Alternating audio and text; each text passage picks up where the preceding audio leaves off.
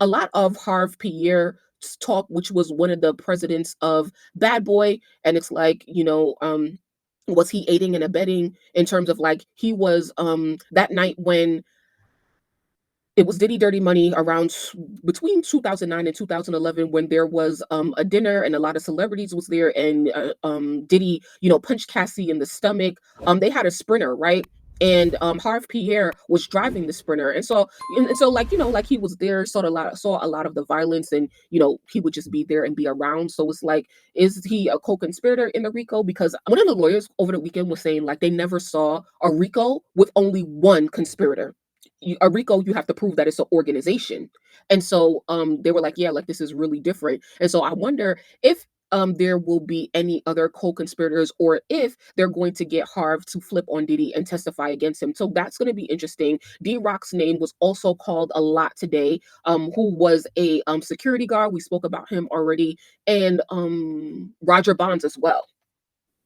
Okay, so here are all of the names, notable names mentioned today in the trial. D Rock, Roger Bonds, Capricorn Clark, who was an assistant of Diddy, Harv Pierre, which was the former president of Bad Boy, Christina Karam, also known as KK, his assistant or executive assistant, Ruben, security guard, Ryan, don't know who that is, Louise, don't know who that is, Tommy, don't know who that is, Keisha Combs, I believe, is Diddy's sister. And she was like working for him at one point. Miss Robles, don't know who that is. Don't know. Oh, the chef. The chef might testify. And here are all of his other exes that he had been with during that time. Um, Capricorn Clark also was a lot of chatter about her and testifying, so she might come up. The Diddy Docket's great account to follow for some updates. Here is Capricorn Clark and David James. So David James started to testify today, and he's going to continue tomorrow. Capricorn Clark should be also be called in. Now, Capricorn Clark, I don't know much about her. This is really my first time hearing about her, but allegedly, number one, she spoke out against Diddy and stuff like that. Like, I don't know when this was, not gonna get into it, but she is also the sister of Lauren London. Allegedly, this is Lauren London's sister. So that's interesting.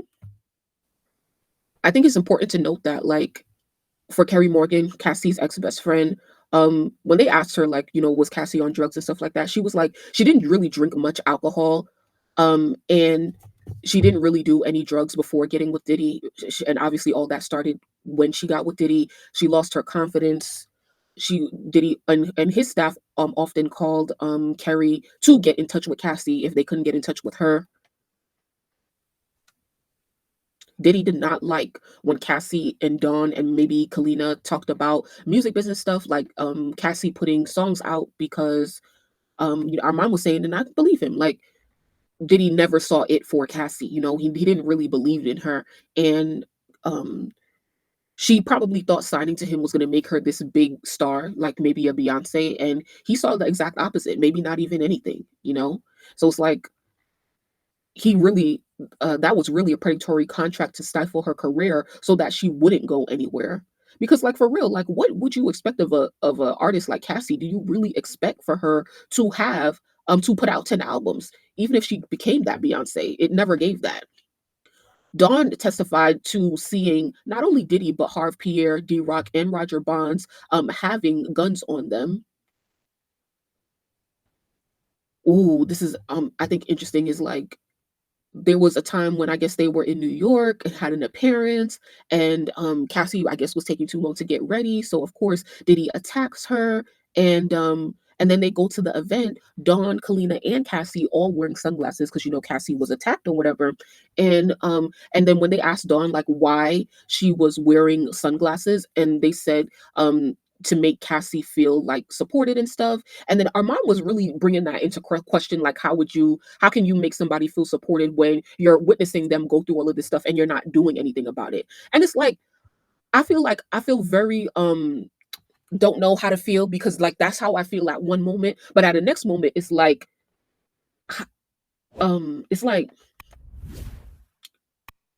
what were they supposed to do? Like I don't know. And also Dawn added that like this was in once again around between 2009 and 2011. So this is technically after Danity Kane disbands, and now they're coming out with Dirty Money.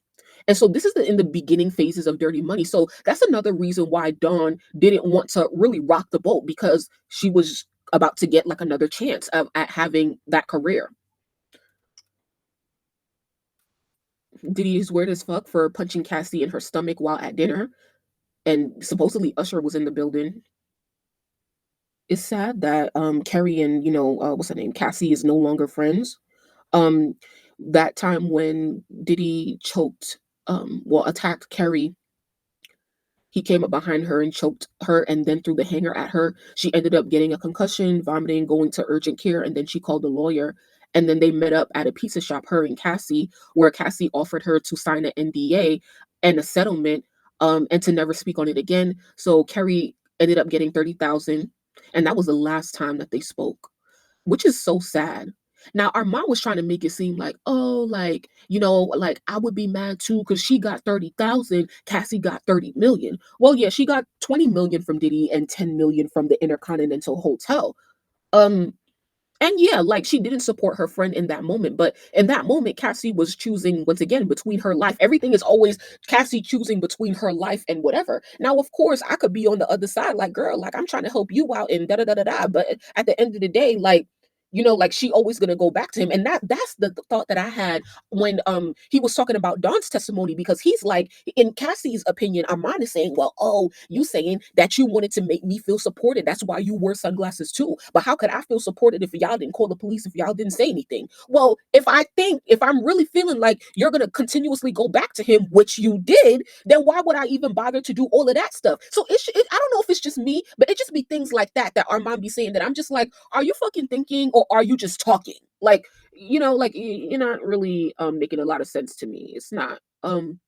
So, however, they haven't spoken since that day, 2018. It's been what, 7 years now, and I'm sure they'll never be really friends again. But it would just be nice. I think, like if I was Cassie, I would, because regardless of all of that, like Kerry did Cassie a really huge favor coming to testify on the stand for her and speaking to her character both before and during Diddy, and the time she was around, and that's a huge help. She is a pivotal witness to establish a foundation for Cassie, Diddy, and their whole relationship, and the organization, and the coercion. And so, if I was Cassie, I would definitely text her, like just saying thank you, like just 2 words, and that's it, and leave it in her court to, if she ever wants to respond or talk again, because like, that's still doing you a huge favor, even though like she didn't have a choice because she got a subpoena. So she made it clear that she didn't want to be there. But regardless, I'm happy that Kerry got on the stand and said what she had to say.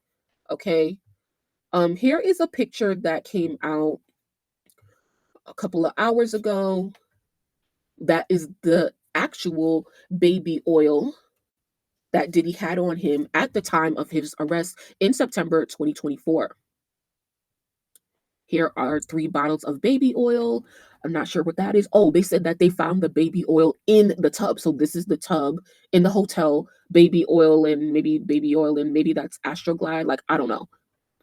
Bags of baby oil in Ziploc bags. So, yeah, Diddy is done. My heart and my thoughts is, of course, with Cassie, all of the survivors that's affiliated with this situation, and just in general around the world. If you or somebody has been through this, something like this, just know that y'all are not alone. Please go out to get help. There is somebody who cares about you. There is somebody who will listen. There is somebody waiting for you at the end of the tunnel. Like, I promise you, do not go through this alone.